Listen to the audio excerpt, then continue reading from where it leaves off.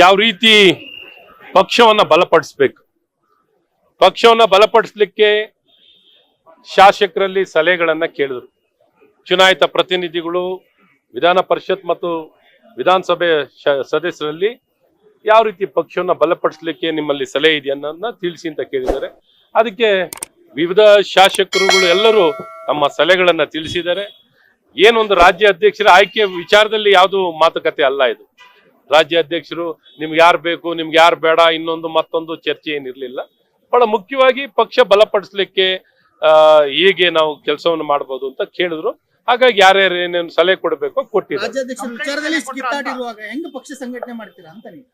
ನೋಡಿ, ಸಂಘಟನೆ ನೇಮಕಾತಿ ಆಗುವಂಥದ್ದು, ಇನ್ನೊಂದು ಭಾಗ ಚುನಾವಣೆ ಪ್ರಕ್ರಿಯೆ ನಡೀತಿದೆ, ಅದು ನಡೆಯುವಂಥದ್ದಾಗುತ್ತೆ.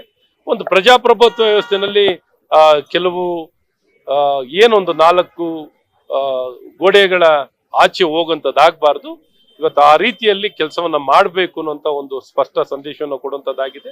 ಅದು ಇವತ್ತು ಪ್ರಕ್ರಿಯೆಗಳು ನಡೀತಿದೆ, ನೋಡೋಣ. ಹಿರಿಯರು, ವರಿಷ್ಠರು ವರಿಷ್ಠರುಗಳು ಇದ್ರ ಬಗ್ಗೆ ಗಮನ ಹರಿಸ್ತಾರೆ. ಇವಾಗ ಪಕ್ಷ ಬಲಪಡಿಸಲಿಕ್ಕೆ ನೀವೇನ್ ಮಾಡಬಹುದು ಅನ್ನುವಂಥದ್ದನ್ನ ಕೇಳಿದ್ದಾರೆ, ಅದನ್ನೆಲ್ಲರೂ ಕೊಟ್ಟಿದ್ದಾರೆ.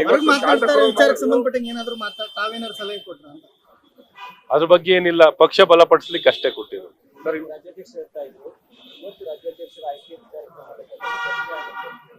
ಹಾಗಾಗಿ ಆ ರೀತಿಯ ಚರ್ಚೆಗಳೇನು ಆಗಿಲ್ಲ ಅಂತ ನಾವು ಹೇಳ್ತಾ ಇದ್ವಿ. ಅದಕ್ಕೆ ಆಸ್ಪದವನ್ನು ಅಗವಲವರು ಕೊಟ್ಟಿರುವ ಅಥವಾ ಹೇಳುವಂತ ವ್ಯವಸ್ಥೆಯನ್ನ ಶಾಸಕರು ಮಾಡಲಿಲ್ಲ.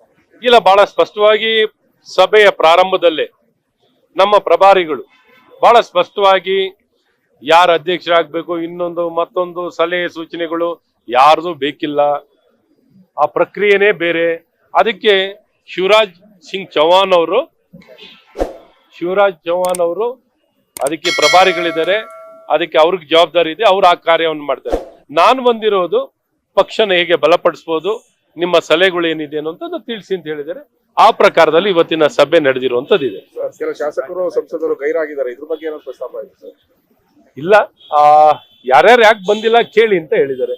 ಇವತ್ತು ಸಭೆಗೆ ಇನ್ನೂ ಉಳಿದ ಶಾಸಕರುಗಳು ಯಾರು ಬಂದಿಲ್ಲ, ವಿಧಾನ ಪರಿಷತ್ತಿನ ಸದಸ್ಯರು ಯಾರು ಬಂದಿಲ್ಲ, ಯಾಕೆ ಬಂದಿಲ್ಲ ಅಂತ ಎಕ್ಸ್ಪ್ಲನೇಷನ್ ಕೇಳಿ ಅಂತ ಹೇಳಿದ್ದಾರೆ. ಲೇಟೆಸ್ಟ್ ಹಾಗೂ ಇಂಟ್ರೆಸ್ಟಿಂಗ್ ಸುದ್ದಿಗಳಿಗಾಗಿ ಬಾಸ್ ಟಿವಿ ಕನ್ನಡ ಚಾನೆಲ್ನ ಸಬ್ಸ್ಕ್ರೈಬ್ ಮಾಡಿ, ಹಾಗೆಯೇ ಬೆಲ್ ಐಕಾನ್ ಪ್ರೆಸ್ ಮಾಡಿ. ಇದರ ಜೊತೆಗೆ ಫೇಸ್ಬುಕ್, ಇನ್ಸ್ಟಾಗ್ರಾಮ್, ಎಕ್ಸ್ ನಲ್ಲೂ ಮಿಸ್ ಮಾಡದೆ ಫಾಲೋ ಮಾಡಿ.